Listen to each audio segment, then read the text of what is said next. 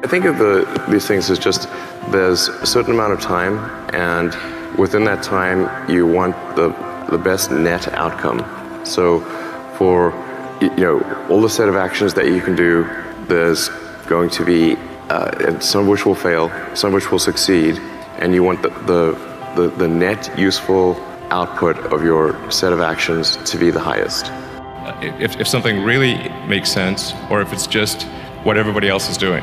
It's hard to think that way. You can't think that way about everything. It takes a lot of effort, but if you're trying to do something new, it's the best way to think. Work like hell. I mean, you just have to put in 80 to 100-hour weeks every week.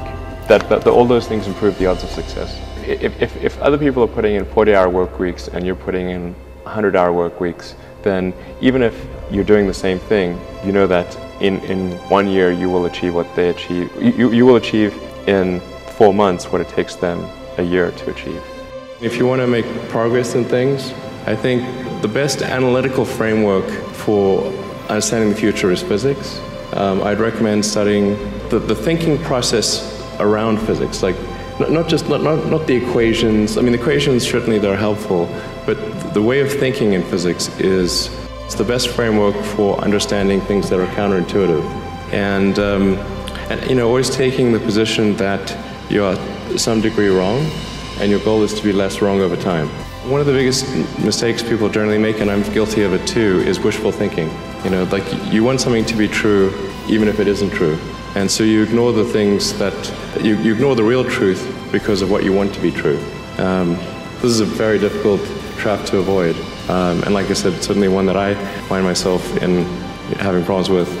But if you just take that approach of you're always to some degree wrong and your goal is to be less wrong, and solicit critical feedback, particularly from friends. Like particularly friends, if somebody loves you, they want the best for you. They don't want to tell you the bad things.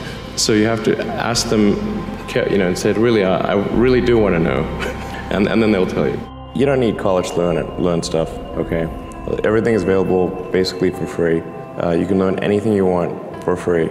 It is not a question of learning.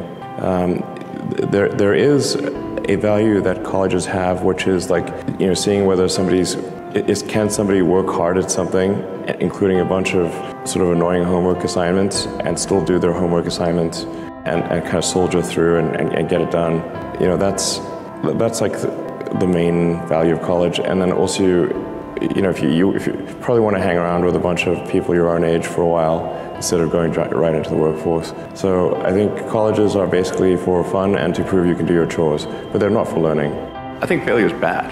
I don't think it's good.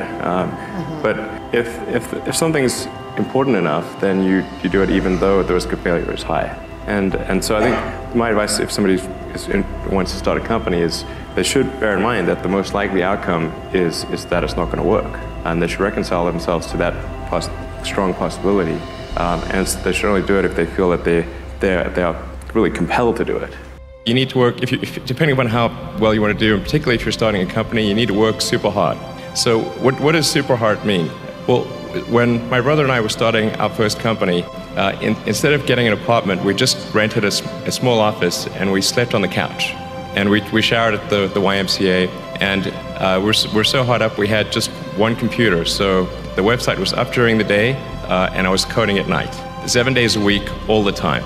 And I sort of briefly had a girlfriend in that period, and in order to be with me, she had to sleep in the office. So work hard, every waking hour. That's the thing I would say, particularly if you're starting a company. And I mean, if you do simple math, say okay, if somebody else is working 50 hours and you're working 100, you'll get twice as much done in the course of a year as the other company.